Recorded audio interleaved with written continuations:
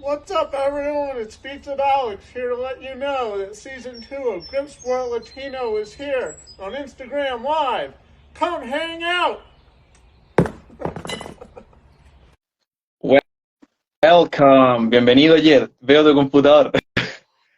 Excellent. Welcome aboard, bienvenido Jedd Johnson, la leyenda, campeón 2023 de los Estados Unidos en Gripsport. ¿Cómo estás? Estoy muy bien. Tengo el cinturón aquí. Estoy muy cómodo aquí en mi hombro y nunca va a salir. Excelente, la actitud de un campeón. Oye, un gusto tenerte acá en el episodio número 14 de Gripsport Latino. Y nada, cuéntanos tú mismo, Jedd. If you want, we can switch back to English so it's more comfortable to you to make a greater introduction of yourself. Okay. Tell us, who is Jedd Johnson? Who is Jedd Johnson? That's a good question. I'm somebody that loves to train grip and do competitions. And I played baseball my whole life, and when that was gone, I needed something to fill that void. And eventually, I found grip, and that ended up being what I needed. And when I'm hurt, it's just not cool. I gotta be able to train. Any kind of training is good, but I really, really love grip training. Perfect. Jedd, tell us your height and your body weight. All right, I'm about 6'2", and right now I weigh about 250. I was 230 in December, but I've done a great deal of eating and had no discipline for about 7 months. So there's about 20 pounds added. I've also been doing a lot of powerlifting training, so I'm just hungrier, I guess. But yeah, I was in the 105 kilo class in December, but I competed in the 120 kilo in June for nationals. There was just no way for me to take the weight off. I couldn't stop putting pasta in my mouth. Excellent. Since you mentioned powerlifting, which are your best powerlifting lifts in squat, bench, and deadlift? They're not great. I've done 405 on the bench, I think, for 2 singles when I was in my 20s. Right now, I think my best is like 355, 365, something like that. I've squatted 545, I think, to a box and right back up. Okay. But recently, my best is like, I think, 445. And then my best deadlift ever is 555, and I did that in 2021. So I've had a lot of back injuries over the years from like, they started my freshman year in high school, but they got really bad in training in like 2006. And that was when I was probably at my strongest in like 2003 for the power lifts. I started doing strongman for about 3 years, and that's when I started accumulating a lot of back injuries, and they bothered me off and on for about 10 years.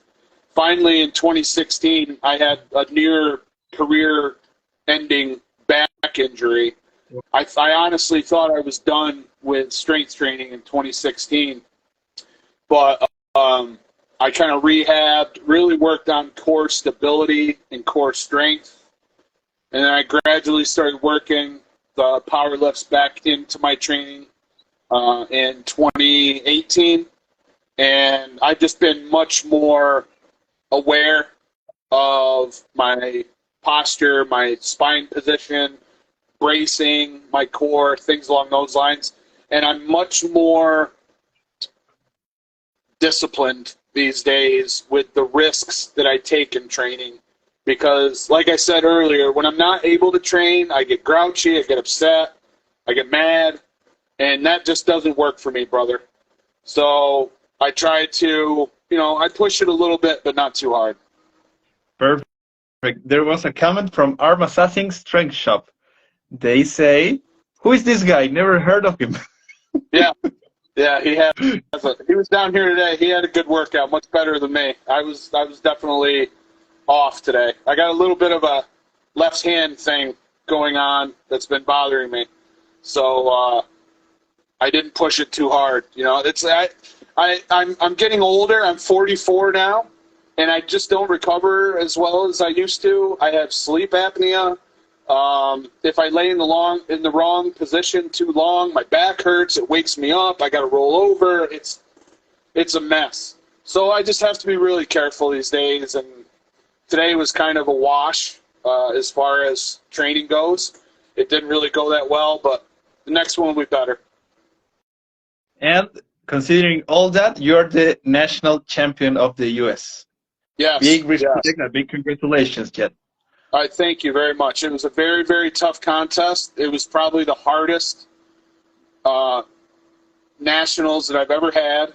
The group at the top, like the top 5 or 6, were all very, very, very close. So Jason Dingy won last year. So we get 4 attempts in Gripsport, and I think if he would have chosen his 4th attempts a little bit differently, he probably would have won again. It looked like he had a lot of strength left on several of his last attempts. And I think the story could have ended much differently if he would have just gotten 5 more pounds on a couple more lifts. So it was very, very close. It was very close. Last year, he beat me by like 0.03 points. Whoa. And 0.03. So less than half, less than Tiny. Yeah, tiny bit. Almost nothing. And then this year, I think I beat him by like 0.3. So very, very close. Extremely close. Jedd, which is your best thick bar, your best pinch, and your best gripper close? In your favorite implements, if you want. So on the axle, the Ironmind axle, which is 2 inches, I've done in training 423 a couple times, and that was last year. I haven't done it in a while. My best ever pinch was on the Euro, 58 millimeters, 268 pounds, I believe, 268, and that was a world record for a while. And my best gripper close, if you look in the records, it was a 185, but I think it may have been like an anomalous gripper. Like I don't take credit for that. It's on the record books. I wouldn't mind having it be stricken. But I've done 180s twice at nationals. So we have this complete set of grippers that a bunch of us invested like $2,000 in to get this rated set of grippers from like 75 pounds up to 220 pounds. And they're all Teddy grippers. So those grippers are used at the national championships each year, and they can be sent to a promoter if they want to use them in their more like local, state, or regional level competition. Perfect. And Jedd, how did you discover Gripsport? So I had heard, I remember hearing about people training their hands to get strong, and I thought it was a complete waste of time. Because at the time I was more into bodybuilding. So it just didn't make any sense for me to spend a bunch of time on hand stuff, because what are you going to do, build up muscular hands? Like I didn't get it. It didn't make any sense. But then in like 2002, 2003, I found out about a guy named Rick Walker, and he was training for grip feats, closing the number 3 gripper. He wanted to lift the inch dumbbell. He wanted to do 245s. And he was posting on a forum called drsquat.com. And the way that this guy posted, it was like, it was so exciting. It was fascinating, and I wanted to try it out. So that's when I started looking into it a little bit more. I found out about John Brookfield, ripping decks of cards and stuff like that. I was like, that would be cool to be able to do at a bar or at a party. So I bought a deck of cards, and it was like impossible. It took me 2 weeks to tear through it. Like every couple of days, I'd grab it and start trying to rip through the deck. And then eventually we got grippers. I started doing pinching, stuff like that. And then Rick ran a contest called Battle for Grip Supremacy in 2003. And I signed up for that competition. That was my first grip contest in 2003. So in August, I will have been competing at grip for 20 years. Excellent. And what's the thing that passionates you the most about the grip sport?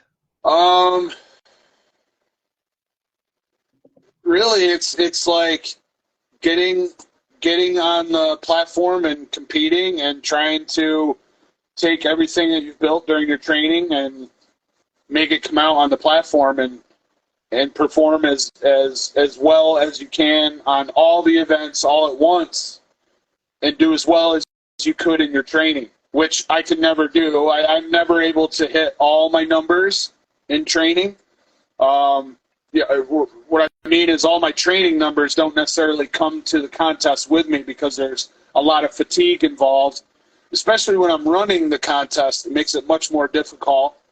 So, but just, it's just that going on the platform, trying as hard as you can, try to push yourself to hit those numbers and win, because I'm an athlete. I grew up playing sports my whole life, so it was just part of my week, part of my month, my day to get ready for a competition. So it's been a natural transition into the sport. Excellent. And how long did it take to you to become a grip authority? It probably, I mean, I was okay from the start. Like the first time I saw a blob, I was able to lift it. My hands are very big, very, very long fingers and thumbs. So I have like the natural gifts to excel, as a lot of people do, but they don't train long enough to really become great. But I think I just had that motivation to do better, because when I went to that first contest, I think I finished in like sixth or seventh place. But like the space between my lifts and the lifts that won was not that great. It wasn't huge. Like first place might have been like 20 pounds ahead of me on some of these lifts. So right there, I was like, I'm pretty good. Like I finished middle of the pack for the competition, but I'm really not that bad compared to the top guys. So the next year was 2004, and I think I won that competition.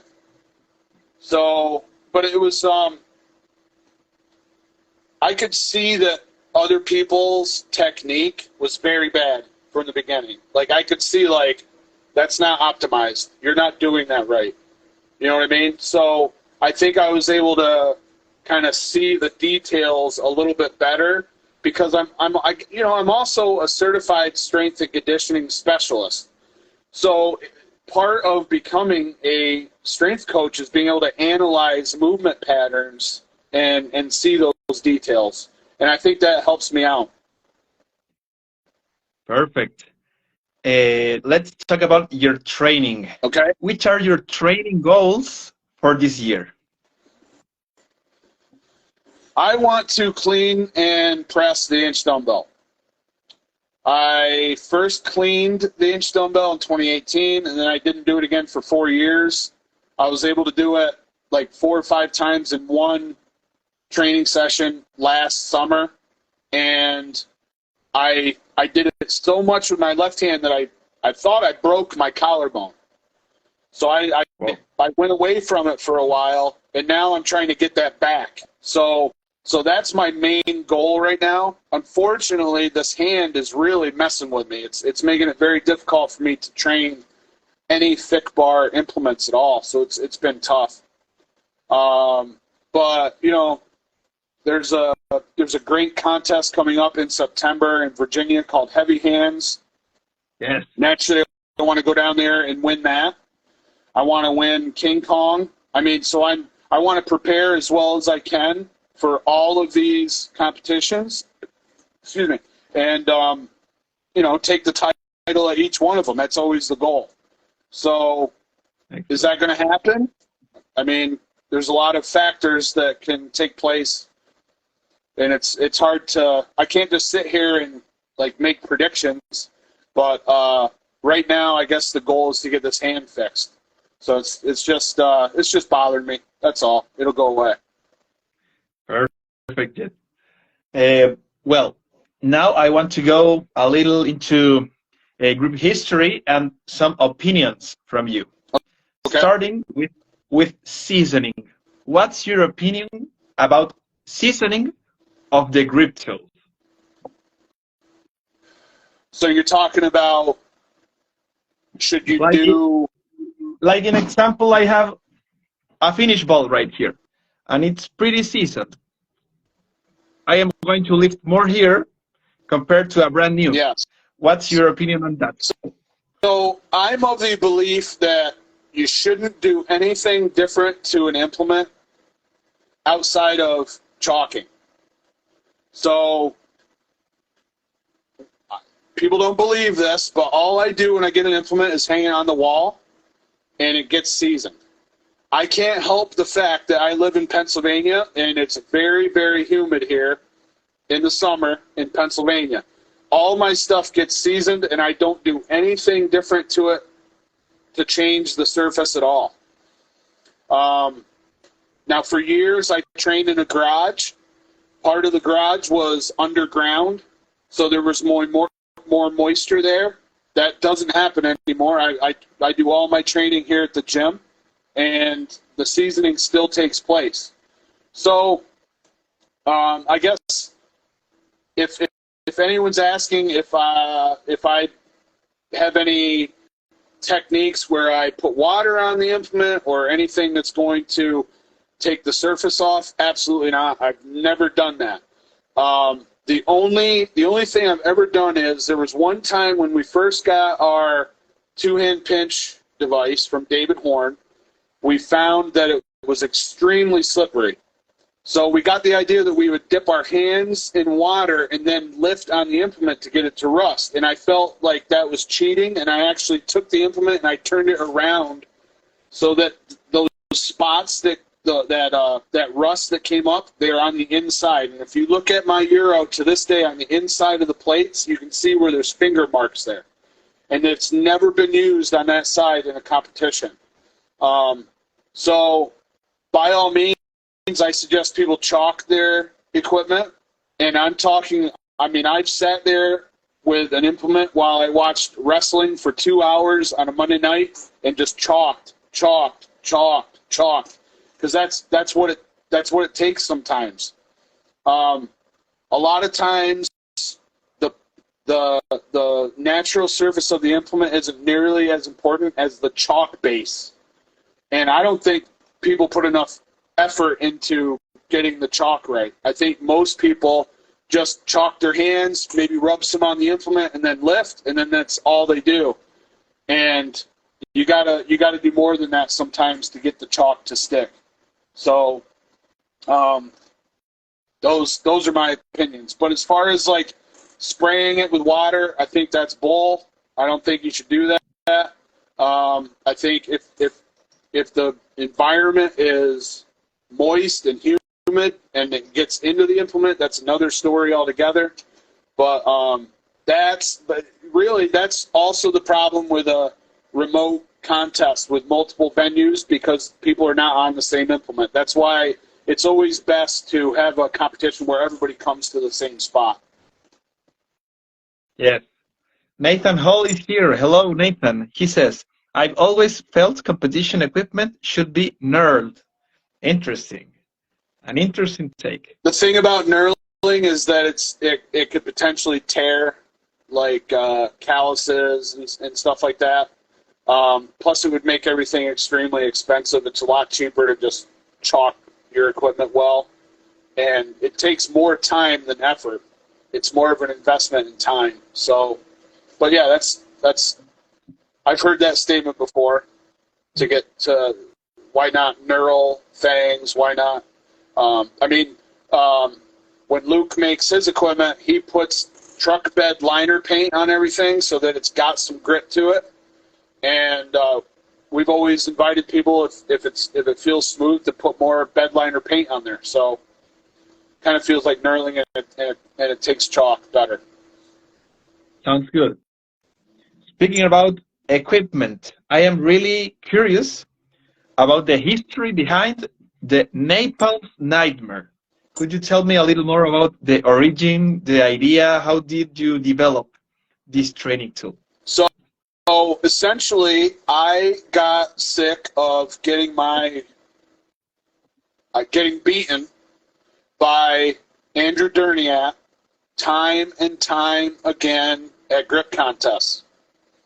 And Andrew's background was kettlebell sport. Are you familiar with kettlebell sport? Of course, yes. Okay.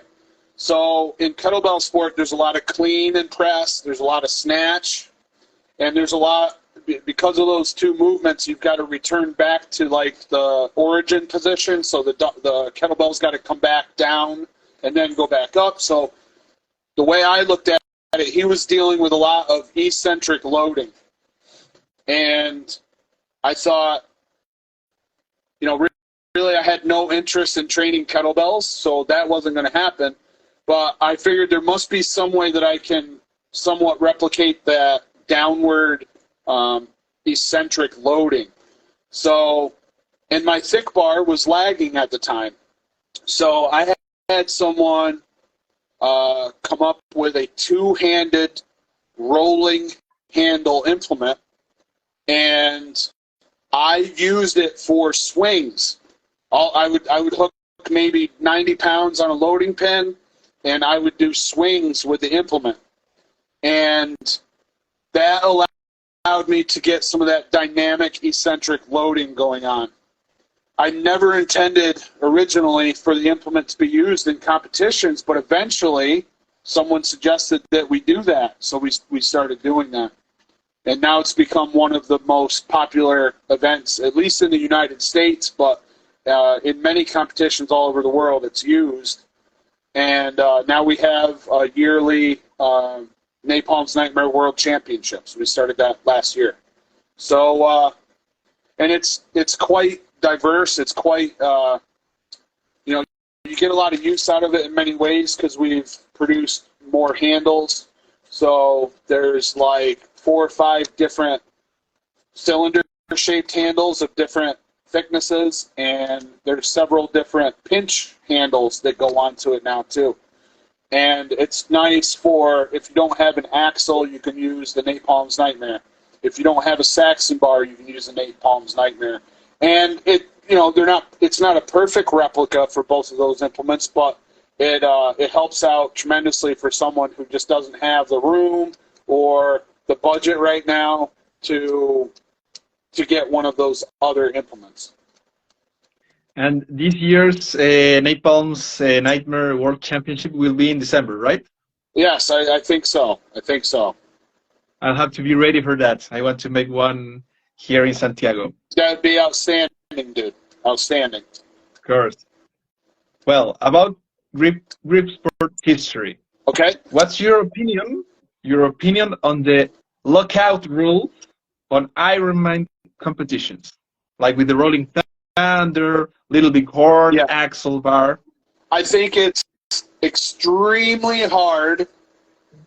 So going to powerlifting first, talk about powerlifting lockout. You've got to reach an erect, upright position and pull your shoulders back. Well, in grip, because most of these implements are one-handed, there's a tremendous amount of tension going on, or at least there should be.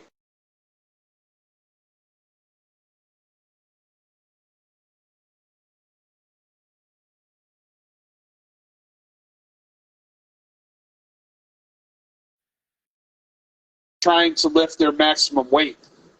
So that's problematic. Second off, when you do that, when you pull your shoulder back into that lockout position, it's almost impossible not to brace the implement on part of your body, whether it's near your waist, your thigh. This all depends on your height, your stance, your arm length, all that stuff. So lockout becomes very, very problematic.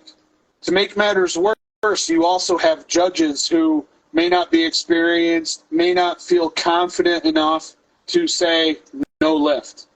And I see videos of lifts done in competition all the time that there is no way that some of these lifts could be considered legal lockouts. It's just impossible. So given the anatomical issues of pulling the lifting shoulder back on some of the lifts, when we made the rules for the Gripsport's records list, you only had to lock out the offhand shoulder. Okay. Because sometimes that other shoulder is just being pulled too far forward and you can't brace it. You can't have contact on your body. So it was only the offhand shoulder that needed to be locked out. So, you know, we have in Gripsport International, we have very few lifts where lockout is required. If the promoter wants to run lockout, so be it. You know, feel free. But the majority of our lifts are done to either 6 inches, 7.5 inches, or 13 inches. And the implement has to reach that height and then be controlled to the ground for a legal lift. And it's just much easier to make those calls. There's less confusion, less frustration, less anger. It either hits or it doesn't. And as long as you guys... A second, I changed my internet source. Okay.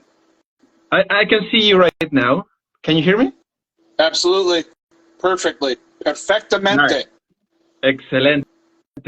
Well, what's the story behind the crossbar events? Who came with the idea of a crossbar that you can hit to a 6 lift or 13 or whatever? Yep. The first contest that I know of where a crossbar was used, and it was called a gate, was the 2004 Global Grip Challenge that I ran with Jim Smith, who used to be my business partner at Diesel Crew. And we were contesting the two-hand pinch. This was before the Euro was developed. At this time, everyone just used 245s with a pipe through the center. And at the time, the way the rules of the lift were written, if I remember correctly, the pipe through the center had to reach the height of the person's knees or something like that. So instead, what we did is we took 2 cinder blocks and put a yardstick across the top of the cinder blocks, and we just did the lift that way. So the pipe had to hit the yardstick that was sitting across the cinder blocks. So David Horn thought that was a fantastic idea, and he adapted that in his competitions. And it just so happened that the distance that the pipe had to move was 7.5 inches. So that's why the Euro is 7.5 inches. The Flask is 7.5 inches. And there may be a few other lifts that I've forgotten that are also 7.5 inches. But with a 7.5 inch pull, it can be very difficult sometimes for a shorter person to reach that height. So at some point, we began using 6 inches for some of the other lifts. And the 7.5 always stayed with those 2 pinching lifts. But 6 inches was used for just about everything else. And then David Horn, he chose the 13.5 inches, or 13, I can't remember, but right around, higher than a foot. He chose that height for some other reason. I really don't know. but the majority of the lifts are 6 inches, and then there's a few other lifts with different heights. Perfect. Jedd, let's switch back to Spanish because we are going with the section of questions from the audience. All right, sounds good. La primera pregunta es de un amigo de Chile. Se llama Nicolás Piña. Nicolás dice: Hola, Jedd. Hola, Jedd. Esta no es pregunta, es un agradecimiento por el gran aporte que has hecho al mundo del entrenamiento de la fuerza y en especial a la fuerza en grip. Quiere preguntar si tuvieras que escoger solo 3 ejercicios para un campeonato mundial de grip y que estos se mantuvieran en el tiempo. ¿Cuáles serían y por qué? Probablemente serían ejercicios de levantar, ¿ok? Entonces no grippers, porque los grippers varían tanto que es difícil comparar de un juego de grippers a otro juego de grippers, y los grippers de este hombre y esa mujer son diferentes y es difícil comparar. Por eso grippers afuera de la ventana, y necesitaríamos un thick bar, tal vez 2 pulgadas, tal vez 2.5 pulgadas, pero no más grande que eso, porque es difícil para la persona que tiene las manos pequeñas. Entonces, lo más justa es probablemente tener tamaño de 2 pulgadas. Entonces, tal vez una handle, una manga. Una manilla, claro, sí. Ok, que ruella, rolling handle, que gire, de 2 pulgadas, 2.5, tal vez, pero no demasiado grande. Napalm's Nightmare sería perfecto para esto, porque hay una variedad de tamaños. Próximo, algo para pinch, y en mi opinión el evento más justo para todos es el Euro, porque es reajustable y se puede usar los tamaños perfectos para cada persona. Desafortunadamente puede ser difícil tener una competición con todos los tamaños, porque se requiere mucho tiempo para ese evento. Entonces es más sencillo usar algo como un pinch black o el flask, porque es solamente un tamaño. Entonces, el tercer ejercicio sería probablemente algo vertical, como Little Bighorn, Hilt, Jug, algo así, donde la posición de la mano es así. Es una forma de support, y hay una variedad de implementos en el mundo que se pueden usar. Y otra vez, probablemente para hacer igual para todos, algo que no es demasiado grande. Y en mi opinión, Little Bighorn es muy bueno para una competición así. Es bastante común a través del mundo. Muchas personas tienen este implemento y tiene una buena historia de uso en competiciones. Entonces, probablemente algo así de esos 3 alternativas. Excelente. La segunda pregunta de Nicolás es: ¿con qué frecuencia recomiendas entrenar grip? ¿En qué intensidad? ¿Y cuál sería el rango de repeticiones? Para una persona nueva, mi sugerencia siempre ha sido 1 día o 2 días la semana.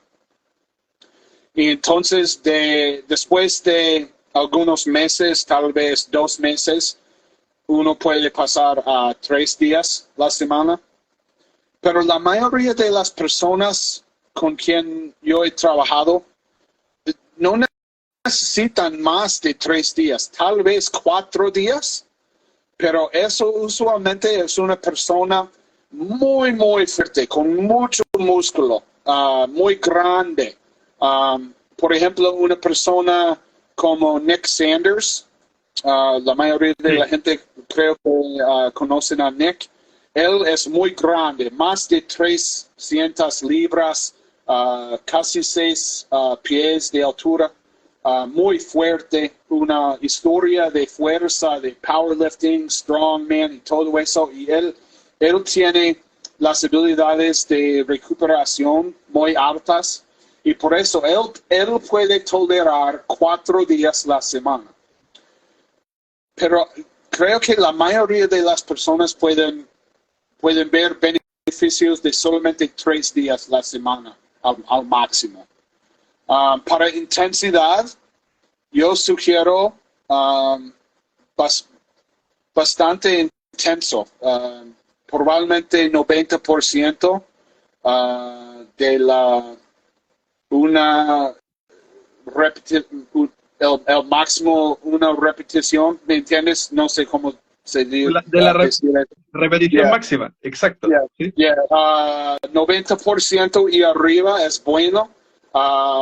No demasiado repeticiones. Si estás haciendo más de 3 repeticiones, creo que está malgastando su tiempo. Entonces, bastante intensidad en el entrenamiento. Porque no estamos tratando de construir músculo aquí. Y no hay músculo en la mano. Casi no hay músculo. Estamos entrenando el sistema nervioso con el entrenamiento de grip. Y por eso necesitamos más intensidad y menos repeticiones. Y entonces el volumen de cada sesión de entrenamiento depende de la persona y su habilidad de recuperar entre un entrenamiento hasta el próximo. Excellent. Let's switch back to English. Okay. And that was perfect Spanish, Jedd. Big respect. In fact, Nicolas is right there, and he says, "Gracias, Jedd." Nada, señor. Excellent. Well, here is a question from Australia. Another grip hero, Joe Hodgson. He's going to ask. I would like to ask you to take the glasses off because maybe you're going to laugh with this question. He says, are you going to demand video evidence of a lift from known thigh lifters in your competitions? No. Dude, no, I'm not going to require any video be sent. It'll be cool to see it. It's always fun to watch people's videos. But that's a very funny question. There's a lot of thigh lifting out there. Just saw one yesterday, actually, where someone picked an inch dumbbell up, carried it to their car, and it was very obviously braced against their thigh the whole time, so you might as well just pick it up with 2 hands. But no, I think the most important thing would be to set the expectations beforehand, be very, very clear that the bracing should not be done, and that to encourage the judges to have confidence and let people know not to do that. Yes, that's the way I would try to address that. There's a second question from Joe. Okay. It's related to all your introduction. What's up, everybody? This is Jedd Johnson. Yes. And they call you Napalm. That's right. He asked, "Does anyone call you Johnson?" And did you see he misspelled it? He put the H in front. Yeah, Did you yeah. see? Yeah. So that's on you, pal. That's on you. That's So okay. wait till I see No, you. but I Nobody am. misspells my name. Nobody. Nobody. No, but I learned my lesson, and I'm learning English with Gripsport Latino Yeah, words. So yes, that's it's right. Hey, Johnson listen, you're without doing a great an job. H You're after doing a the J. fantastic job. You're doing a fantastic job. You're able. I've watched several of the videos you put out, and I've learned some of the better words. So like a lot of people don't realize I speak Spanish. It's because I never speak Spanish, and I never get any practice with Spanish. So Yeah. to see your translations and hear someone actually say the words so I know what to actually say, the next step is remembering those words, because I often default back to the word that's incorrect that I've been using for years when I talk to people. But you're doing a great job with this, and I didn't say anything from the beginning. I really appreciate you having me on your series. So It's my pleasure. If there's one, let's say, influencer or a great personality in the Greek world or on social media, that's you. So it's an honor to me to have you here let's not on the show. use the word influencer. I don't want to be an influencer. That's okay. But yeah, a personality is fine. But yes, Personality, everybody calls me Napalm. I don't even know why I say Jedd Johnson anymore. I go to the store and they're like, "Hey, Napalm, sign this." They want the autograph. I go to the Chinese restaurant last night. I haven't been up there in 6 months. They want autographs. I'm like, I'm here with my daughter. I'm trying to eat. I get it. I'm a celebrity. I just won the belt. I'm walking around with the belt. You know, I'm wiping my face off with the belt after the Chinese food. Wait till I get out in the parking lot. You know what I mean? Jeez. Excellent. There's another question from the Evil Hub Lifter. He wants to know, yes, what's your best lift on the adjustable thick bar from David Horn? Oh, man, that's a good question. I did a phase of training with that. I want to say in 2020 or 2021.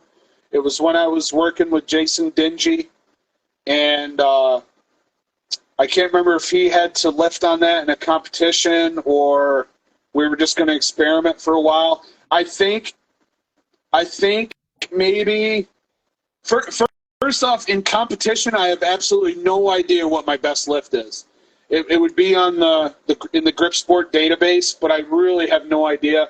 I think I was somewhere between 300 and 330 on whatever implement. That's what I think I may have done. I could be off there, but I haven't trained it very much, and it's been a couple years at least. But it's a good implement. It's a really good idea. It forces basically a thumbless grip. You really can't do much with your thumb. It's a pretty cool implement, and that's run when that implement is run in competitions. The person the lifter is able to choose whatever handle he wants to use, so it's like fair. It's very fair. Excellent. There's another question from a really notorious lifter these days. Oh boy. Ben Helms. Oh boy, yes. He wants to know, what's he want? Can you transfer your 200-pound inch bell? If so, I'd love to see a video soon. I don't think I've ever tried that. My best performance on the 200-inch was doing the lift for height at the, what year was it? 2022 Worldwide Grip Battle, and I won that event. I don't know what I lifted, maybe high 30s as far as inches. So the way it was contested is the implement was on the floor by a platform. You had to pick it up onto a platform for height. And I won that event. I picked the 200 higher than anybody else picked up an inch dumbbell, I believe. But no, I don't think I've ever tried to transfer that. And if I did try that, I don't think I ever would have gotten it. I've only done, actually, I had a run where I was training the inch dumbbell transfer quite frequently, and I think I got that 4 times. So I think I went like something like left, right, right, left, right, right, left, and then dropped it. And then I think Tanner Merkel ended up exceeding that. So I think I've done the 4 transfers with the inch, but no, I haven't done the 200. If I try, I'll videotape it and make sure to tag Ben. That's it. And he also said he will clean your 200-pound inch dumbbell before you. I do not have any doubt that he would clean my 200 before me, because right now I am having trouble cleaning my 172. Yes. He is phenomenal. He really is phenomenal. But you know what's funny is last year when I was training to clean the inch, I had some people say, "Hey, you're doing that wrong. You're doing that wrong." I'm like, "I'm doing it wrong."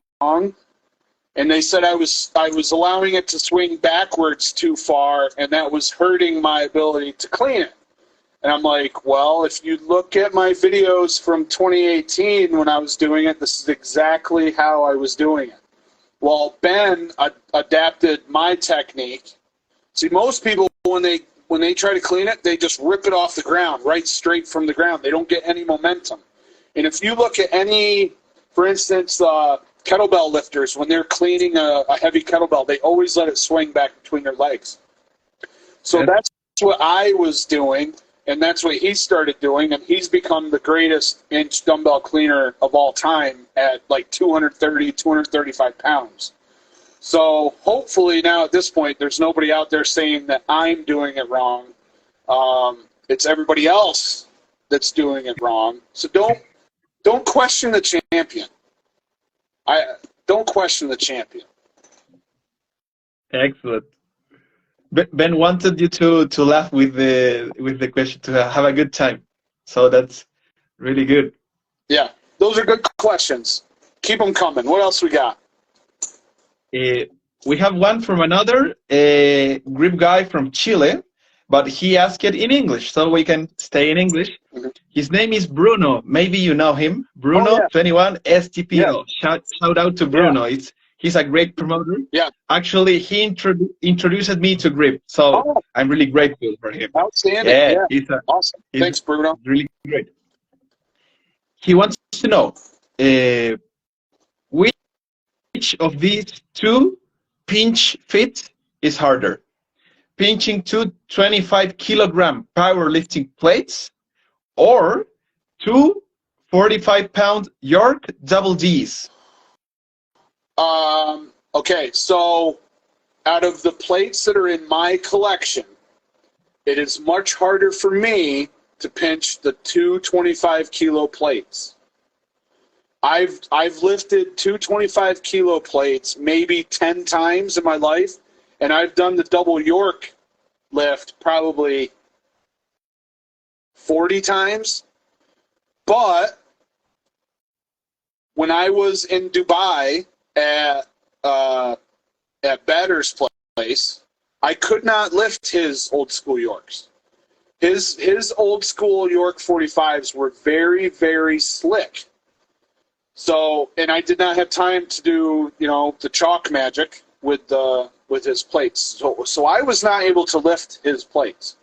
So I don't want to make it sound like I can lift any old school Yorks that are out there, because that's definitely not the case. But if you look at my 2 pairs that I have here, I can generally lift those probably 95% of the time right-handed, not always left, but right-handed. I can usually lift those every time I try. And 225s is very, very hit or miss. I'm not nearly as good at that. I think I'm better with the wide position than the narrow. Excellent. He has another question. Do you think Brian Shaw is able to do a double inch dumbbell clean? I don't think so. I don't think he can. I think that is such a high skill feat that I don't think he could. If he encountered 2-inch dumbbells today, I don't think he'd be able to clean them. Do I think he has the strength to clean 2-inch dumbbells? Yes. But having the strength to do it and actually doing it are two different things. And I just saw in my memories on Facebook a still shot of Mike Burke trying to clean 2-inch dumbbells, and he got it very, very, very close. Mike Burke's hands were so big that he had to squish his hands in between the globes of the inch dumbbell.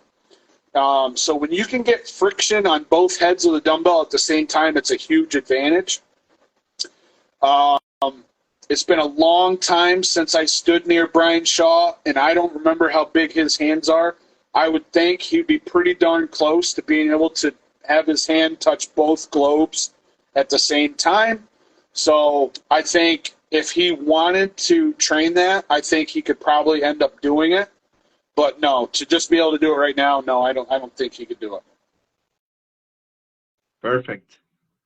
There's another question from a grip guy near to you. Okay. Chas Strange. Who? Charles Strange. Chas Strange. I've never Stranger heard grip. of him. I've never heard of that guy. Well, No, he does at nationals. I know who he is. Everybody knows the stranger. Of course. What's he got? He wants to know, what are your goals with GSI? GSI. Okay, GSI goals. So this is what I'm thinking. I want to have a yearly schedule where we have local, state, regional, and then North American championships. Okay? So like for a certain part of the year, you run like your smaller competitions, and that would be your local competitions, right? Then wherever there's been a competition that takes place, you could then have a state championship, right? And all the state championship top contenders would qualify for regionals. You have your regional championships. So maybe you break the United States up into what I've always thought about is the regional format of professional wrestling in the 1970s. So the United States, as big of a country as it is, had professional wrestling areas throughout the country that were maybe 3 or 4 states in size, or maybe just one state. And generally, these promoters didn't cross over into the other sections, right? They just stayed in their own regional territory. So it would be cool to have those state championships or those state champion contenders go to the regional competitions. And then the top contenders from those competitions would go to the United States Championship, right? And then you would have qualifiers from that go to the North American Championship. And this would include, of course, Canada, United States, Mexico, Puerto Rico, Dominican Republic, all of the territories of the United States, Greenland, Iceland. Wait, is Iceland? I think sure. Greenland. Is Greenland in North America? I think it is. There's a lot of territories in the world that are part of North America. I just don't remember all of them right now. Like the Bahamas, that's part of North America, I believe. So it would be really cool to, like, sometime down the road, be able to have this, and that's why I was so excited when you reached out to me, because we could get information out there to more Spanish-speaking people. Exactly. That could find out about this and run their own, territorial championships down the line. It would take a tremendous amount of organization, but I think it can be done. And so Eric Rusain and I are the two primary people that really work behind the scenes on Gripsport International. And the last we talked, we were thinking of continuing with the annual United States and Canadian championships, and then every 2 years have a North American championship, and then perhaps every 3 years have a GSI World Championship. So, those we haven't spoken in great detail about that, but that's kind of the dream that we have, to be able to set that up and have it just take place on a cycle over and over and over. And we had a North American Championship for several years in a row. I want to say it was like 5 years in a row. COVID, made that very, very difficult. And Eric was going to run his North American Championship in 2020, and COVID took place and it didn't happen. So we're talking about doing that next year, a North American Championship. When the North American Championship didn't take place in 2020, that's when I started running the United States Championship again.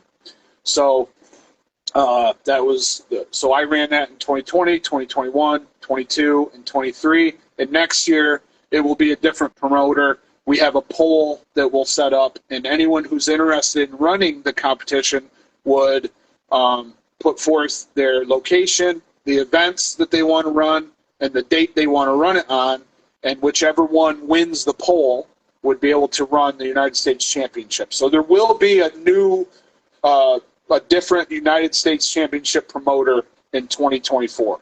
So those are some of the things that I would love to do with Gripsport International. Excellent. Hey, Jedd, I am having a good time, but Instagram limits the live streams to 60 minutes. Okay. All right. Can we stop the live and restart so we can finish the questions? Absolutely. What do you think? Yes, for sure, buddy. My day is dedicated to you, brother. My whole day is built around this call. So whatever you need to do, we will do it. Well, let's do it. I'm going to cut and call you again. Give me a sec. Excellent.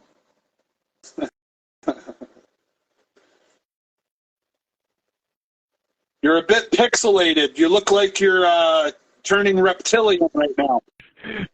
Yeah, I see you pixelated as well, but I think it's going to be better with time. I hope so. Well, Chas wants to know, what's your favorite movie? Favorite movie, without a doubt, is Predator. It used to be The Wizard of Oz, but now it's Predator. The worst movie in history is The Sandlot. I recommend nobody ever watch that. It's a movie about kids playing baseball. Horrible movie. And but Predator is where it's at.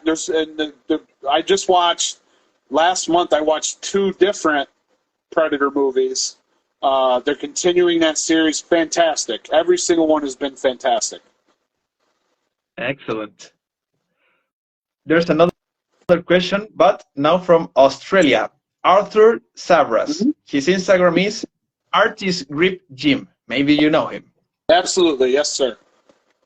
He says, I would love to hear his thoughts on what he considers the best condition for friction and how to optimize it in extremes, when it's too dry or too hot.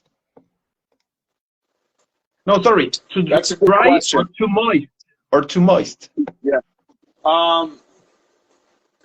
I'll tell you, man, the conditions can change in seconds just by opening a door.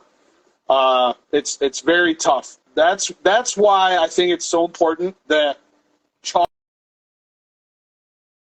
is very important. There was 2010 where I actually recorded the humidity in the air when I was training to see if there was some kind of optimal humidity level, and I couldn't really pinpoint what that was, So I was hoping that if the humidity was higher and my weights went up, and then if the humidity was lower and my weights went down, then I was hoping that I would see that correlation come out. But it never did. It was more based on my level of recovery and what I had done previously and things along those lines. So I don't know. I'd love to be able to give a position on that, but I really don't know. Some days, I can tell you that, like, on a lift such as the two-hand pinch, I would much rather do two-hand pinch in the winter. It seems like in the winter, up until March, my two-hand pinch has always been best. And I would throw in most pinch lifts into that category. And then once spring rolls around, it's like I lose a percentage of my pinch right away. So I don't know why that is. It's colder. Maybe the moisture attaches to the steel implements better. I don't know. But you can definitely, there's been people who, one guy in particular, I think the only time he's lifted the inch dumbbell was when he was outside lifting in the rain.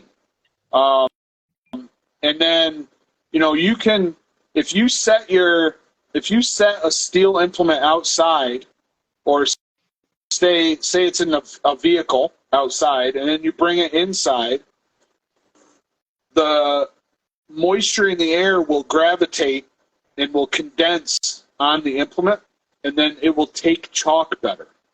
I've seen that take place. I've seen it where we've done like double blob farmers carries out in the yard, and the blobs don't feel as good in the gym, but you take them out into the grass where there's still moisture on the grass. Like, you're going to clean your glasses, you blow on your hands, and it seems to make the hands a little bit more tacky, and they grip the steel implements a little bit better. So, there's something to be said about the proper moisture, the proper humidity, but I don't know any statistics to really describe it. Perfect. Here we have a gripper's question. Are you considering? This one is from a friend from Spain, but he is asking in English. Okay. Are you considering to certify on the 3.5? Okay, so I'm glad that this came up. It's a very good question.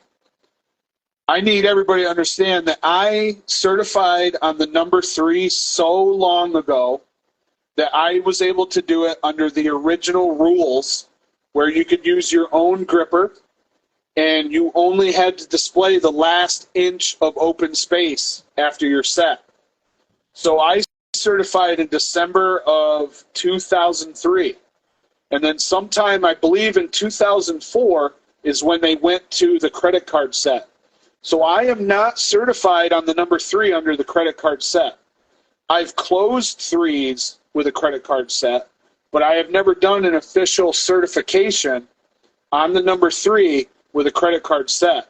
So I think probably the best thing to do if I were to go that route would be to certify on a 3 with a credit card. Appreciate it, buddy. You said I'm certified in our book. I appreciate it. Hello, Josh. Good to see you. Respect. Big shout out to Josh Golthrop. Really strong athlete.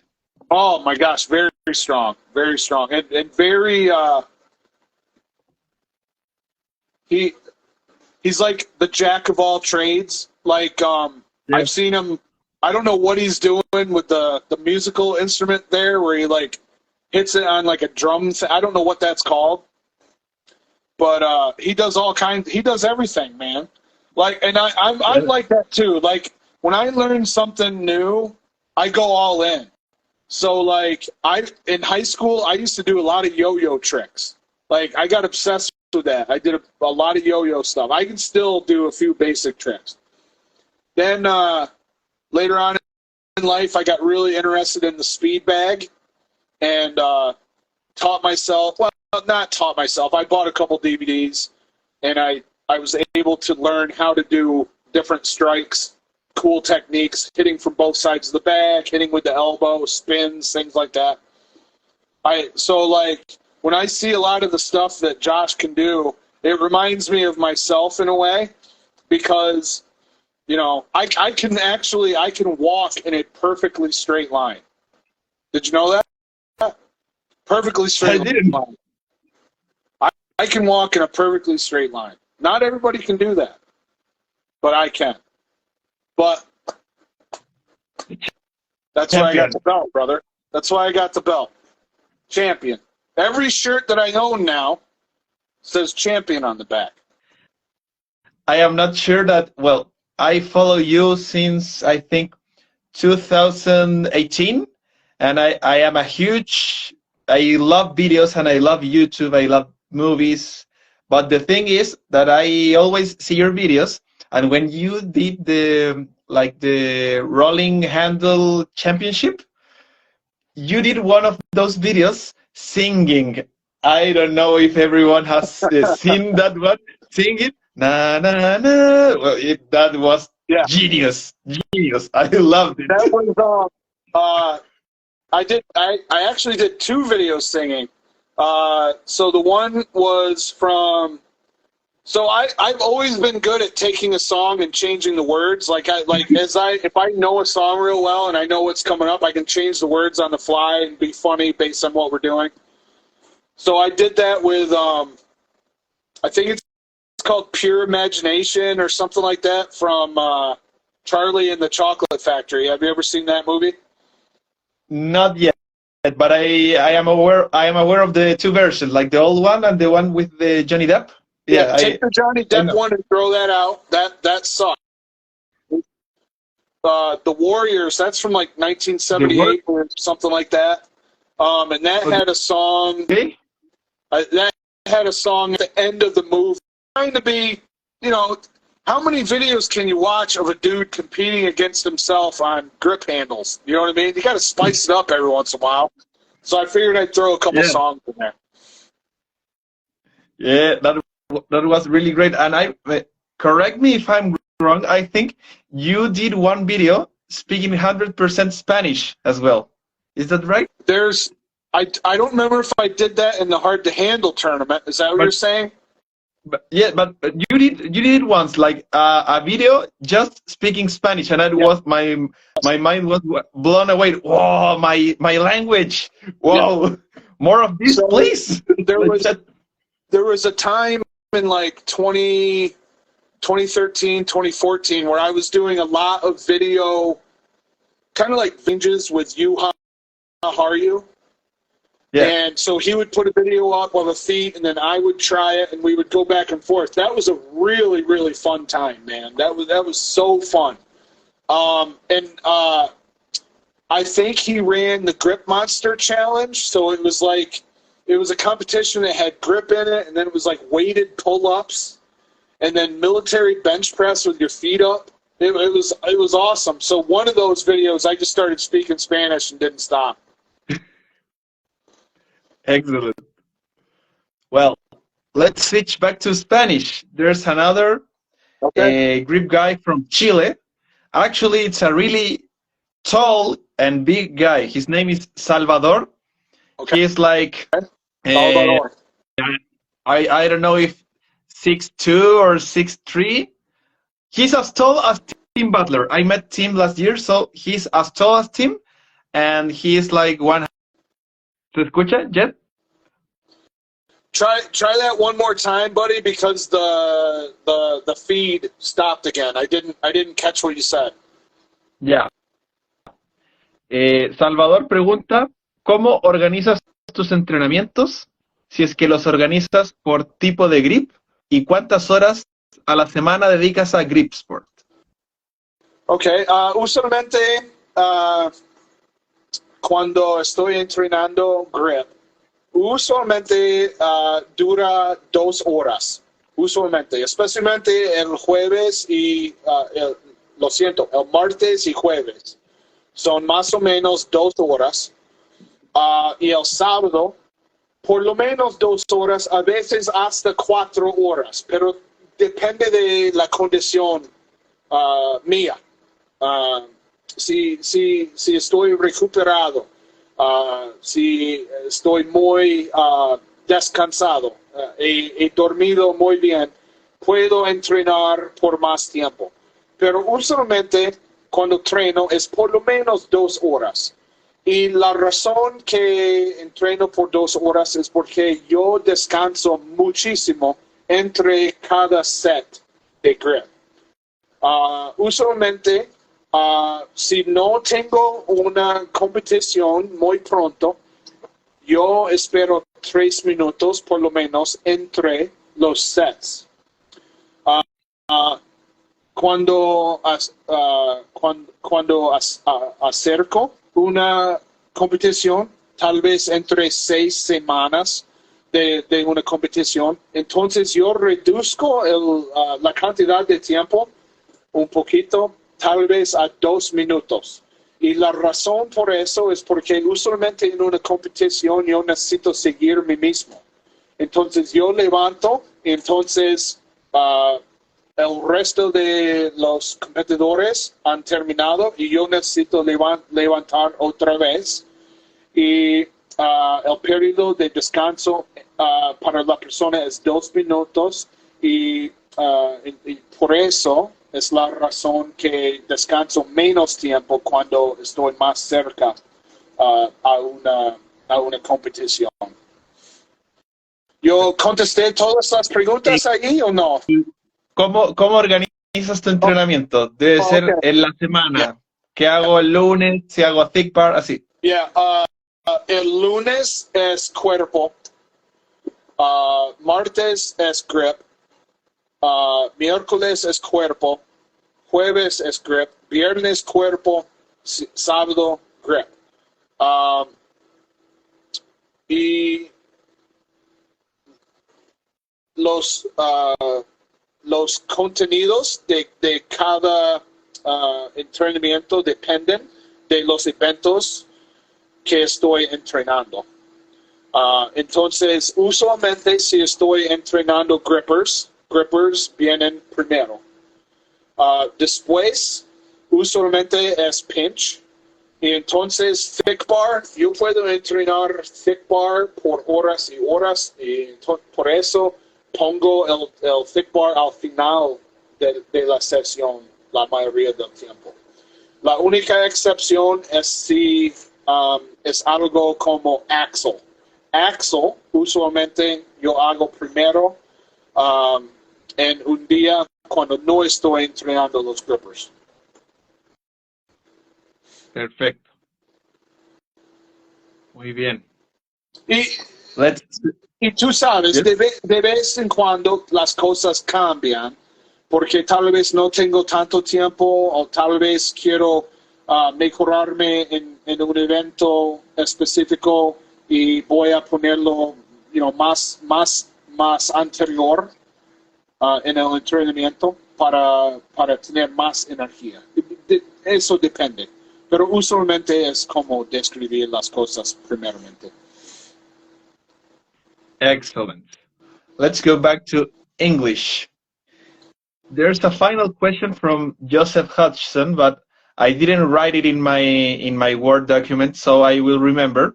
He wants to know how you remain with a lot of passion and fire in your heart about grip, being active and being good at grip for so long.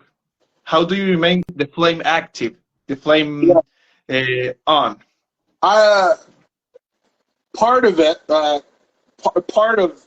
we're in English this time, right? Yes. Okay. Part of it is the fact that I've been given these God-given gifts and I need to use them. Okay, so it's my ability to do well in grip. I feel that I'm obligated to train it and continue to improve. Another part of it is the fact that there's other people that come along and they're equally as good as me, if not better, like Ben Helms. fantastic grip guy, and he's only been doing it for a year. So that gives me more motivation to continue to train grip hard. But I just look at grip, and there's so much variety, and I love it. I think that's fantastic. Like the number of implements, I think, is amazing. The number of different challenges, the different feats, the different combinations of feats. Like I wanna train to do them all. So, and that's been the way it is for a really, really long time. Really, the only thing that turns me off about grip is when people bitch and complain about stuff, or they want to fight about stuff, or people blatantly break rules and brace things against their thigh. Like, that is annoying to me, but that's really the only stuff. And as long as I can steer clear of that, it's no problem. But I just really like it, and I like to do all forms of training, and I try to set things up in a way through all my training so that everything is mutually beneficial, so that the grip is helping the body is helping grip. Try to bring up strength across the board and see the benefits in all the different types of training. Excellent. I want to go to one of the last sections of the interview called Good Memories. Is there any moment of your Gripsport career that you would like to live again? Yeah. Two of them. Actually, probably three. It would be really cool if I had a video camera going the day I first lifted the blob out in the parking lot of an Olive Garden with Rick Walker and Jim Smith. But we didn't have a video camera. Like, cell phones didn't have, as far as I know, couldn't take a video back then, you know? And we didn't have our video camera with us. We just got the blob out of his trunk, and I ended up picking it up. That would have been really cool to have gone back and watched again. The other two would be when I first did the double old school Yorks pinch, because it took me so long to be able to do that. And then the inch dumbbell clean. That would have been to be able to live that again was, like, the first time I did it was so awesome, but like when I did it last year, like it was good, but like I didn't even really get excited last year. You know what I mean? It's the first time that you do these big things is like huge, you know? And then like you can't do them for a while, you train them again, you're able to do it, and it's like, all right, I did it, you know? But like, you know, those are probably the three main things. I think, I haven't seen all the videos of your channel. They are too many. Yeah, but I know. I think the second moment that you mentioned, it's the most inspirational Gripsport video I have seen. It's amazing. It's amazing to watch. You know, I've never been afraid to show emotion at like grip contests. So like I'll get mad, and I will get really mad sometimes. But at the same time, when something goes right, I'll get like emotional and cry. So like when I first broke the world record on the two-hand pinch, I went outside, and that was at Chris Rice's house. I don't know if you know Chris Rice. Do you know who he is? I heard of him. Yeah. Okay.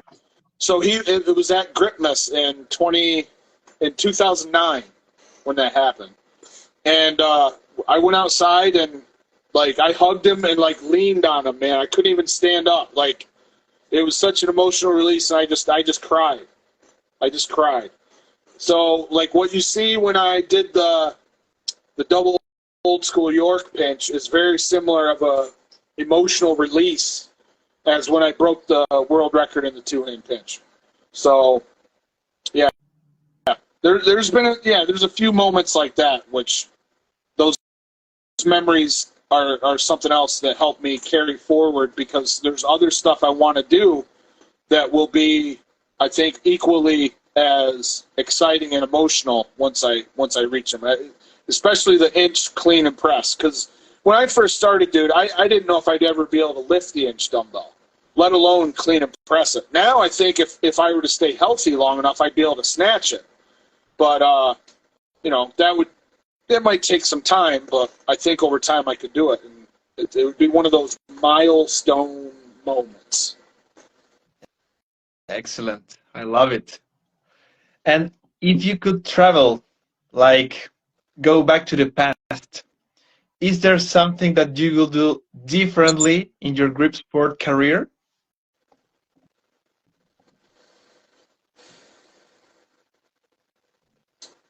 I think about that sometimes, and I think, like, sometimes I wish that I would have trained to win competitions earlier on. So, like, for the first few years, all I really trained was, like, two-hand pinch and grippers. And then when I had to bend, I would train bending. But I didn't really train everything else, not with the same intensity.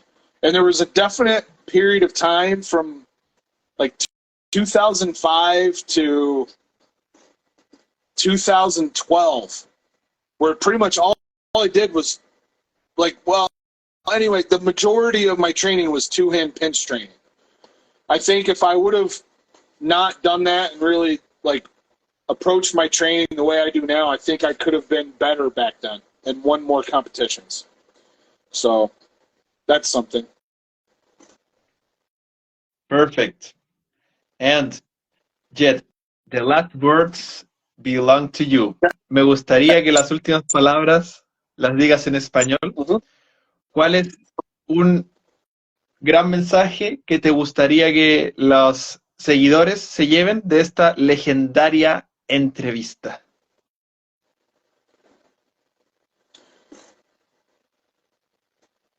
Creo que algo que todos pueden hacer para mejorar en grip es construir más esfuerzo, más strength. ¿Cómo se dice strength? ¿Es esfuerzo?